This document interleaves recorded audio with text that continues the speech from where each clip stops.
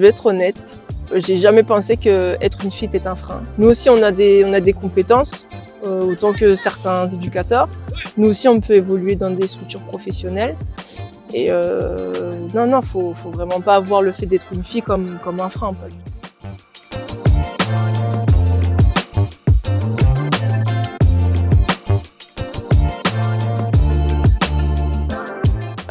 Moi c'est Camille, j'ai 26 ans, je suis originaire du Havre. Donc ça fait 1 an et demi que je suis arrivée dans la région, à Toulouse. Mon parcours il a commencé par jouer, j'étais joueuse de foot, j'ai commencé toute petite. J'ai alterné avec le tennis parce qu'à l'époque les filles dans le foot c'était très rare. Et quand j'ai décidé de reprendre le foot, c'était vers l'âge de 14-15 ans, donc j'ai de suite été basculée chez les filles, donc c'était vraiment la totale inconnue pour moi. Et de fil en aiguille, je suis arrivée au HAC, donc le grand club de la ville du Havre, avec la section féminine. Donc, quand j'ai signé, c'était en 2017, on était en R1. Et puis j'ai eu la chance de connaître une montée en D2 et une montée en D1 Arkema. Et en parallèle, j'ai commencé le coaching, puisque quand j'ai signé au HAC, dès la R1, on s'entraînait avec un rythme de joueuse professionnelle.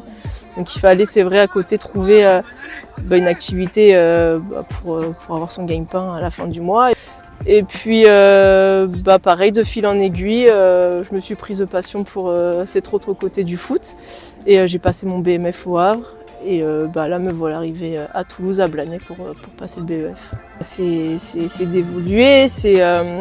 Après moi je suis quelqu'un qui adore apprendre. Donc, je suis quelqu'un de très curieuse.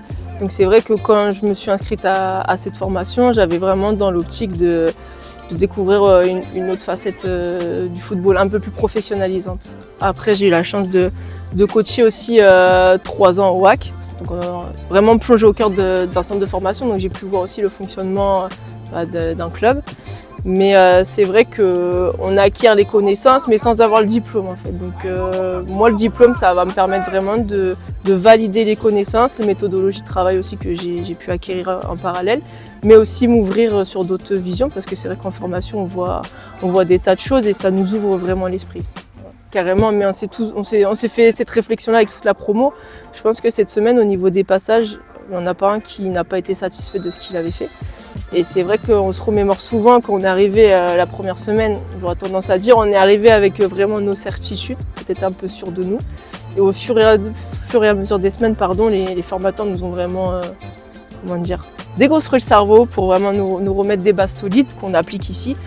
Et l'évolution elle est grande. Moi de mon sentiment, c'est vraiment là sur cette semaine 4 où on voit vraiment que chaque stagiaire a réellement passé un cap dans sa méthodologie de travail, dans sa compréhension et que oui, il y a une énorme progression.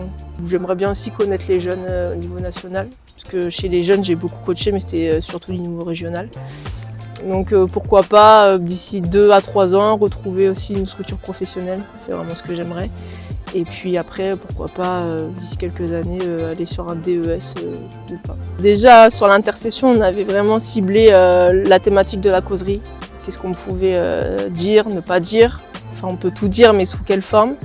Que là, on a mis aussi un peu en pratique aujourd'hui avec cette opposition interne où on devait faire face à pas mal de scénarios. Après, on a vu aussi tout ce qui était la dimension athlétique, notamment la vivacité et la vitesse. Quelle était la différence entre la vivacité et la vitesse, comment on l'a développée, l'âge d'or pour la développer aussi. Et après, toutes sortes de composantes du football. Après, cette semaine, on a la chance d'avoir Johan et Antoine qui nous apportent leur expérience. Donc là, on a eu Johan sur son projet de jeu offensif. Et je crois prochainement, ça va être Antoine sur le projet de jeu défensif.